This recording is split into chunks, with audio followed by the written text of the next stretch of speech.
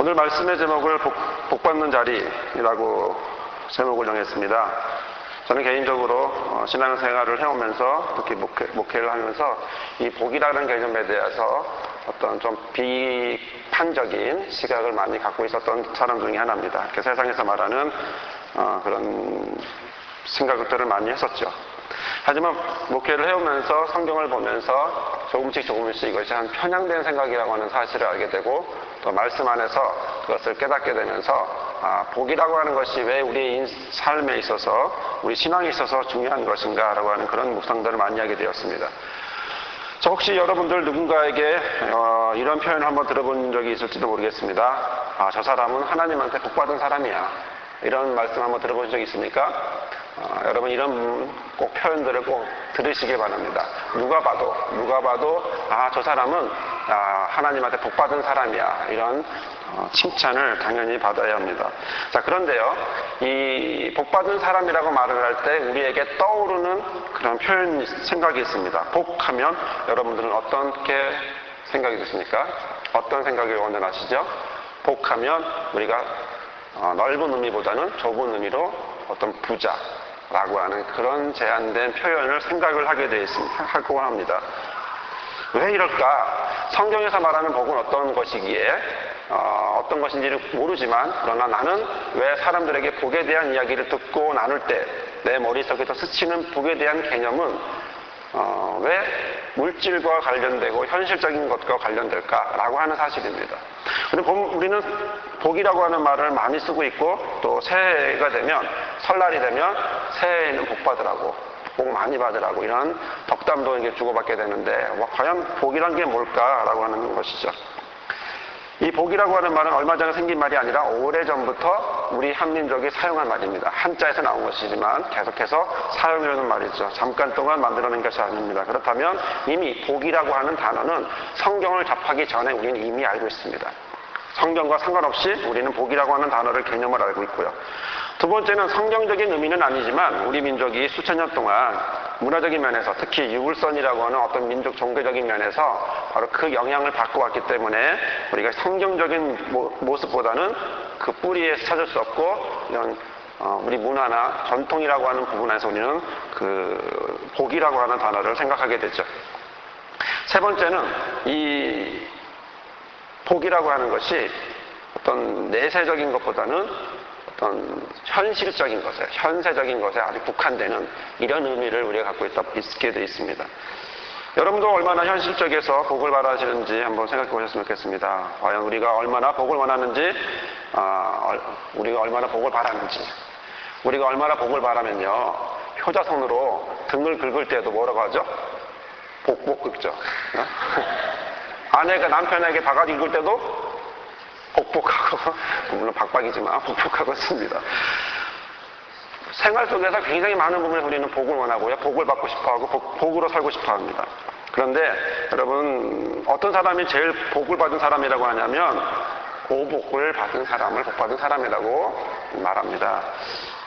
과연 어떤 사람이 복받은 사람일까? 오복이라고 하는 것은 첫 번째로 오래 사는 것, 그리고 두 번째로 넉넉하게 사는 부, 오래 사는 수, 넉넉하게 경제적으로 넉넉하게 사는 부, 그리고 부부가 같이 평생 살면서 아무 탈 없이 건강하게 사는 강령, 그리고 다른 사람들을 위해 선행의 봉사의 자리에 살고 싶다라고 하는 유호덕, 그리고 마지막 다섯 번째가 뭐죠?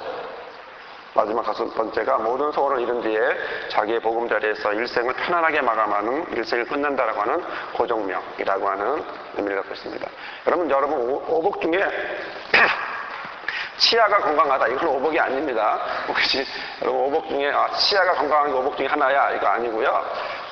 그 유교 경전 중에 상서라고 하는 책에 보면 홍범이라고 하는 부분에 이 다섯 가지의 오복이 나오는데 그 중에 하나가 바로 이 오복이 나오는데 바로 이 다섯 가지는 곧 유교적인 표현이다라고 하는 사실이고 그것이 어디에 우리의 삶 속에 너무나 깊이 뿌리 박혀 있습니다. 그래서 우리가 복을 딱 생각하면 무슨 생각을 하죠? 성경적인 복을 생각하는 게 아니고 뭘 생각한다고요? 유교적인 생각으로 생각하고 불교적으로 복받고 싶고 샤머니즘적으로 복받고 싶고 이런 생각을 먼저 반응하게 돼 있습니다. 수천 년 동안 우리를 움직여왔던 것들이기 때문에 그렇습니다. 그러나 이렇게 기독교가 들어오고 그리스도교가 들어오고 200년 정도 되어 있는 현재에 있어서 우리는 의식적으로 집어넣지 않으면 많은 부분에서 바뀌어질 수가 없음을 우리는 보게 되는 것이죠. 자, 이렇다 보니까 우리가 복을 이야기해도 서로에게 의미를 잘 전달할 수 없기 마련입니다. 교회에서 여러분 복 받으십시오 라고 말을 했다면 사람들은 오복을 받으십시오 이렇게 생각한다는 거죠. 목사님이 성경을 통해서 성경적인 복을 받으십시오 라고 말을 했는데 듣는 사람들은 뭐라고 듣는다고요? 내가 오복을 받아야지, 편안하게 죽어야 돼, 넉넉히 살아야지, 뭐 이런 5가지의 복을 원한다라고 하는 것이죠. 그러다 보니까 사람들이 뭐라고 비난합니까? 기독교도 똑같아, 기독교도 기복적이야, 이렇게 얘기한다는 것입니다.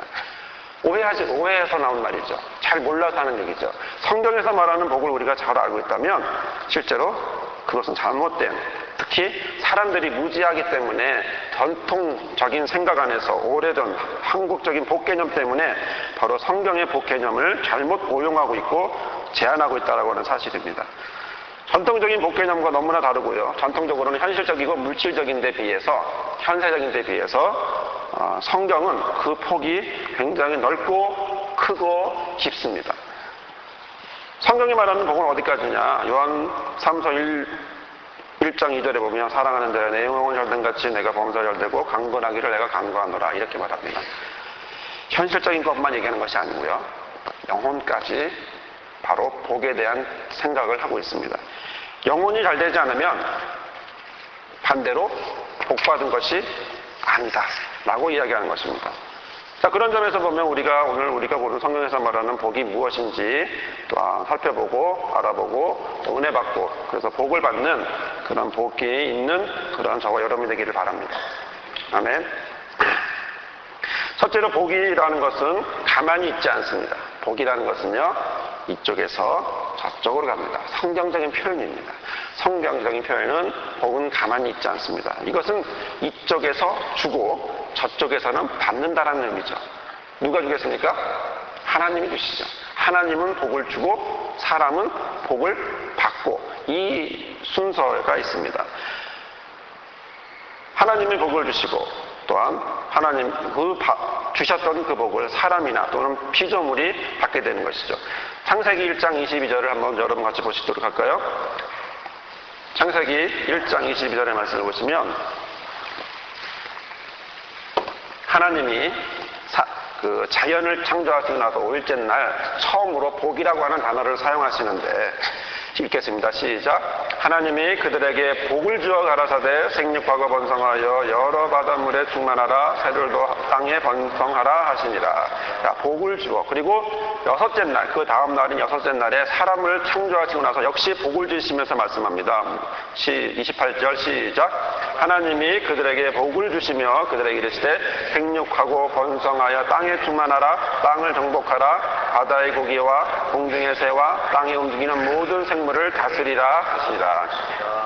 이렇게 보면 성경에도요, 유교에서 말하는 오복이 아닌 성경에서 말하는 오복이 있다고 하는 사실이죠. 뭡니까? 생육의 복, 번성의 복, 충만의 복, 정복의 복, 다스림의 복이라고 하는 사실입니다. 사람들에게는 이 뒤에 정복과 다스림이라고 하는 자연에게는 주지 않았던 2가지가 더 있습니다. 생육하다라고 하는 것은 과일이 기름진 땅에서 충분히 햇볕을 받고 열매를 주렁주렁 맺는 바로 그런 모습을 갖게 돼 있습니다. 그것이 생육입니다. 이 번성한다라는 것도 이게 수가 많아진다, 수확이 많이 한다라고 하는 의미를 갖고 있고요. 충만하다는 것은 말 그대로 꽉 찼다, 가득 찼다라고 하는 그런 의미를 갖고 있습니다. 정복하다라는 것은 발로 짓밟는다 이런 의미가 아니고 여러 곳을 다닐 수 있다, 여러 곳을 다 삶의 터전으로 삼을 수 있다라고 하는 말이고, 다스린다라고 하는 말은 지배한다라는 말이 아니라 경작한다, 농사처럼 재배한다, 지배가 아닌 재배한다라고 하는, 그래서 어떤 문화를 꽃피울 수 있게 한다는 의미를 갖고 있습니다. 그래서 성경에서 말하는 것은 5가지, 우리 사람들에게 주신 복이 5가지가 있습니다. 근데요, 우리가 헷갈리는 것 중에 하나가 뭐냐면 복과 축복의 차이를 여러분들 많이 헷갈릴 때가 있습니다. 복은요, 하나님이 주시는 겁니다. 그러면 축복은 뭐 어떻게 하는 걸까요? 사람이 빌어주는 거죠. 그렇죠? 빌어주는 거죠. 그러니까 예를 들어 기도나 예배 때 목사님이 하시는 건 뭐죠? 축복입니다. 축복 기도고요. 그러나 하나님 주시는 건 그 기도를 통해서 복을 주시는 거죠. 만약에 여러분이 하나님 우리를 축복해 주세요. 이거는 맞는 말일까요? 틀린 말일까요? 틀린 말이죠. 그냥 복을 주세요. 이렇게 하죠. 하나님의 복을 주세요. 그래야지 하나님의 축복을 주세요. 그러면 하나님 다른 분들에게 부탁해 주세요. 이런 얘기입니다. 축복이라는 말은 부탁하다라는 의미를 갖고 있기 때문에 여러분들 복이라는 말과 축복이라는 말은 잘 구분해서 사용하시고 기도할 때도 잘못 사용하지 않았으면 좋겠습니다. 자, 그렇다면 복은 이쪽에서 저쪽으로 간다. 하나님에게서 자연과 그리고 사람에게 바로 복이 왔다라고 하는 사실을 보았습니다. 두 번째 복에 대한 특징을 보면, 공통점을 보면 과연 그건 무엇일까 하냐면 바로 행동하신다라고 하는 사실입니다. 말씀을 자세히 보시면 복을 주어라고 하는 거죠. 내가 복 줄게 이게 아니고요. 복을 주어 그러면 행동을 하시며 그러면서 말씀하셨다는 거죠. 복을 주시면서 말씀하셨다. 즉 뭡니까? 행동이라는 것이죠. 하나님께서는 복을 주시는 것이 그냥 말로만 하는 것이 아니라 바로 행동을 하시고 우리에게 행동을 계속 복 주시는 행동을 계속 하시고 있다라고 하는 사실이고 그래서 성경에서 말하는 5가지의 복을 허락하신다라는 것입니다. 하나님 우리를 사랑하시는 표현이 바로 복을 주시는 표현이라는 것이죠. 세 번째로 그러면 하나님의 복의 대상은 누구인가? 아까 우리는 22절에서 자연을 보았습니다. 또 28절에서 인간을 보았습니다. 세 번째는 안식일입니다. 그 2장 3절에 보면 7째 날을 하나님께서는 복을 주셨습니다. 같이 읽겠습니다. 하나님이 7째 날에 복을 주사 거룩하게 하셨으니 이는 하나님이 창조하시며 만드시던 그 모든 일을 마치시고 이날에 안식하셨습니다라. 그 7째 날을 복을 주시고 또 거룩하게 하셨다라고 하는, 즉 하나님의 복의 대상은 무엇이냐면 첫 번째는 자연이고 두 번째는 인간이고 세 번째는 안식일. 그래서 여러분이 주일 성수를 하야 된다는 사실이 바로 여기서부터 근거를 하게 된 거죠. 복받는 시간에 복받는 자리에 있어라 라고 하는 의미를 갖고 있습니다. 자, 그럼 네 번째로 하나님이, 그럼 문제는 여기서 궁금한 건데요.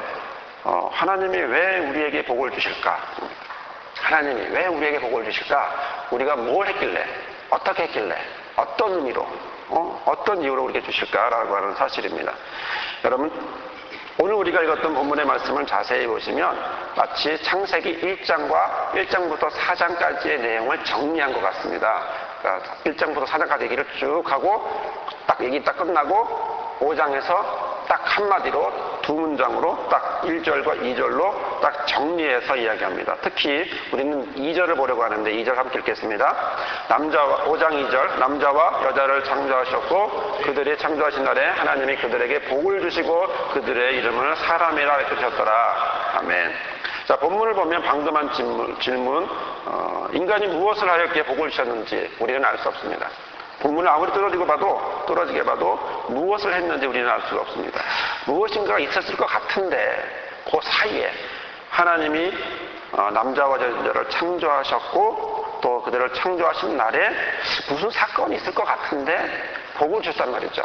과연 여기 뭘까? 한국적인 표현에서는 나오지 않습니다.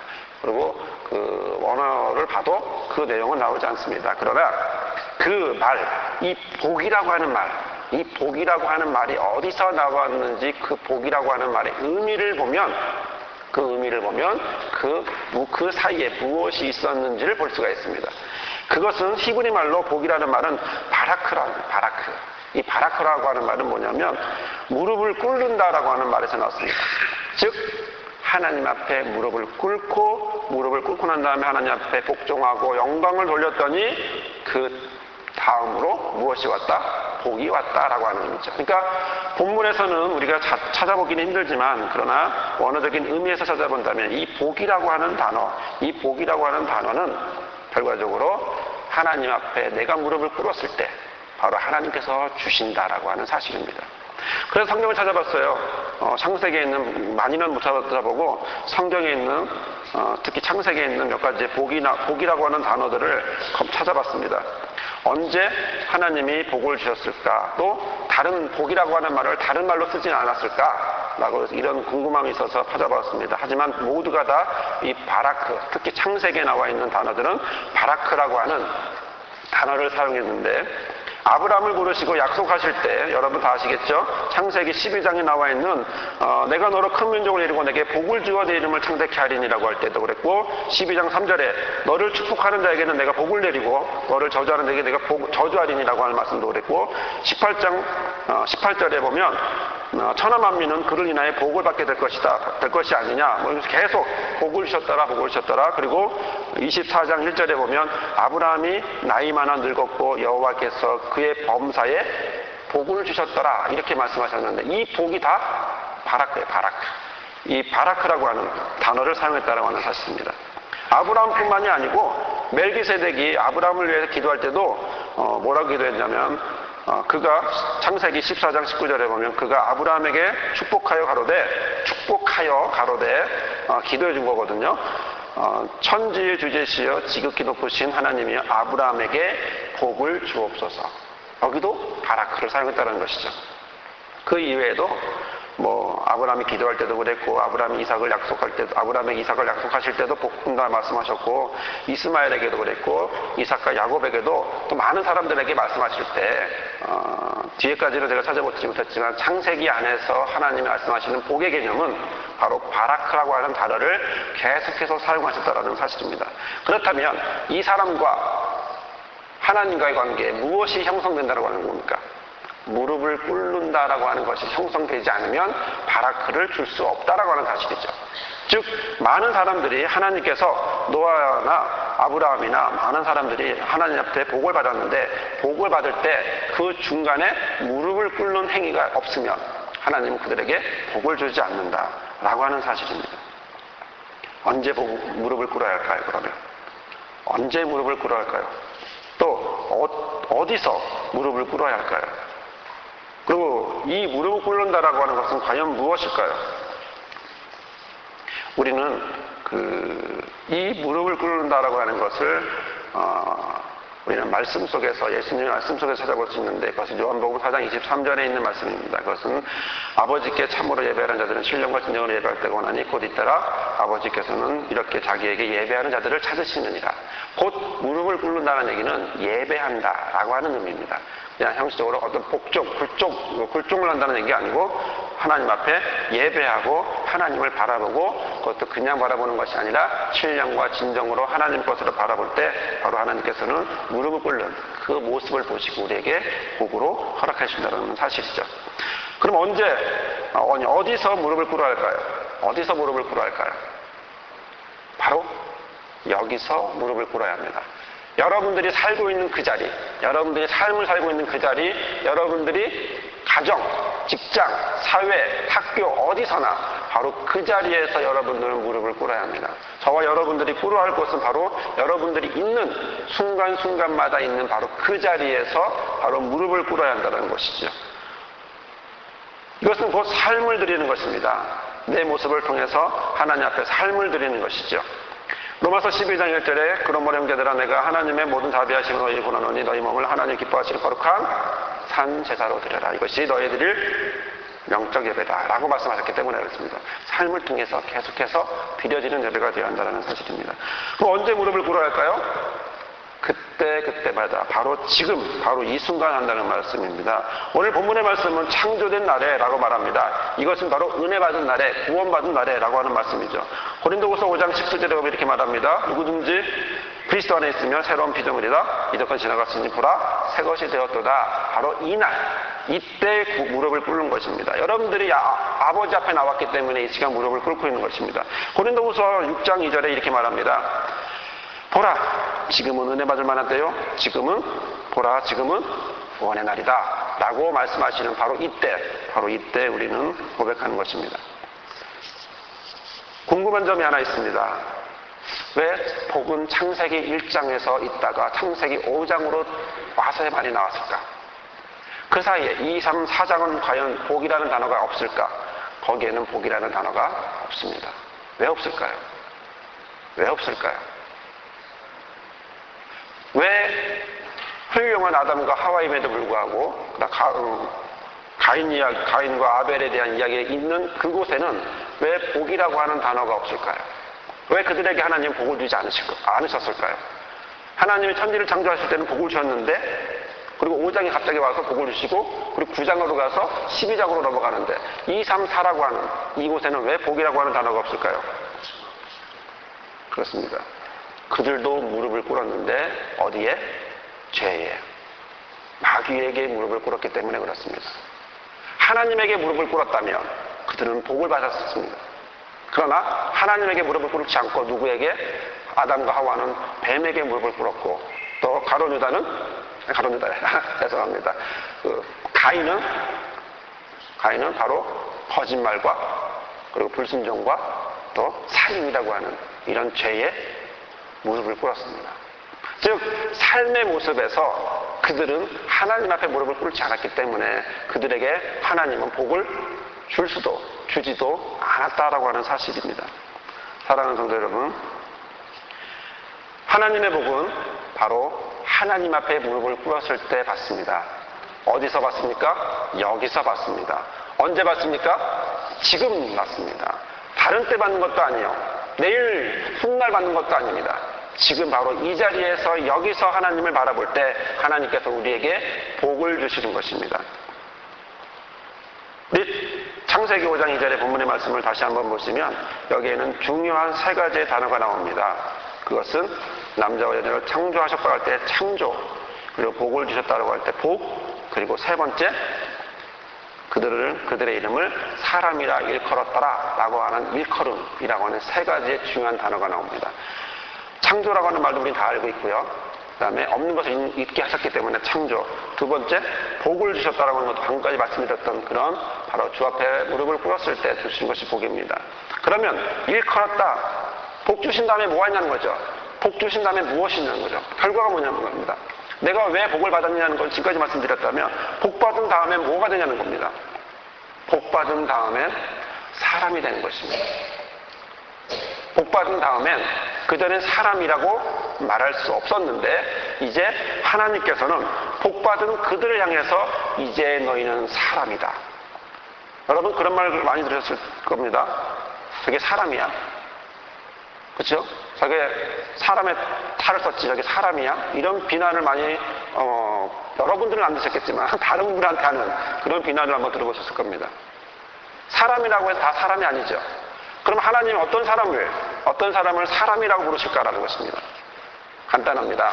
하나님에게 예배하고 복받는 사람을 하나님은 사람이라 일컫습니다. 이것은 공포한다, 선언한다는 것입니다. 공식적으로 너는 사람이야 라고 말하는 것이죠.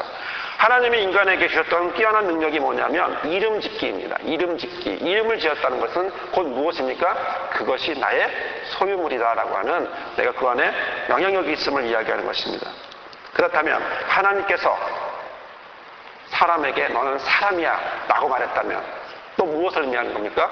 너는 내 것이야 라고 하는 말을 하나님이 말씀하고 있는 것이죠. 오늘 우리는 창세기 5장 2절 말씀을 중심으로 하나님이 우리를 창조하셨고 남자와 여자를 창조하셨던 날에 우리가 무릎을 꿇고 하나님을 예배함으로 하나님 우리에게 복을 주시고 또 우리를 하나님의 백성으로 하나님의 사람으로 일컬음을 받은 모습을 우리는 보게 됩니다. 사랑하는 성도 여러분 결단하시길 바랍니다. 여러분 삶을 통해서 순간순간 있는 그 자리를 통해서 하나님 앞에 무릎을 꿇으시길 바랍니다.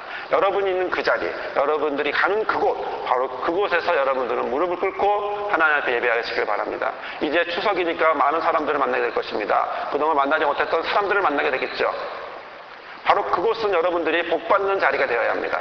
또 여러분들로 인해서 복받을 수 있는 자리로 또 만들어야 합니다. 물론 여러분들이 하는 건 아닙니다. 하나님이 하십니다. 그러나 여러분들이 그곳에서 하나님의 사람으로서 무릎을 꿇을 수 있는 모습, 생활 속에서 삶의 모습에서 순간순간마다 내가 직장에서나 어디서나 언제 어디서나 있는 자의 모습으로 무릎을 꿇고 하나님 앞에 예배하는 모습, 우리가 주일 아니면 어떤 예배 시간만 예배가 아닌 이 삶의 모습을 전체를 주 앞에 거룩한 산제사로 드릴 수 있는 이 모습, 바로 이 모습을 우리 하나님은 원하시고 그런 자들에게, 그런 분들에게 하나님은 복을 주시고 너는 내 사람이다. 너는 내 것이다. 내가 너를 지명하여 불렀다. 라고 말씀을 하고 있는 것입니다. 사랑하는 성도 여러분 자리에서 여러분들의 모든 것들을 들으시고 그리고 하나님으로부터 복을 받는 그런 영혼이 잘 되고 범사가 잘 되고 강건한 복을 받는 저 여러분 되기를 주님의 이름으로 부탁을 드립니다. 이 시간 함께 기도하겠습니다. 우리 기도하실 때 오늘 말씀을 기억하시며 기도하실 때 하나님 내가 복받는 사람 되게 해주십시오. 하나님 앞에 예배함으로 내가 복받는 사람 되게 해주십시오. 내가 주 앞에 복받는 사람 되어서 또한 세상에 나가서는 거룩한 산제사를 드리게 하시고 또 그로 인해 많은 자들에게 믿음의 자녀의 모습으로 살아갈 수 있게 또 거룩한 산제사로 내 여러분 부를 수 있게 영적 예배로 내 삶을 드릴 수 있게 해달라고 이 시간 모든 분들을 위하여 또 중보하면서 이 시간 함께 주여 한번 외치고 기도하겠습니다. 주여!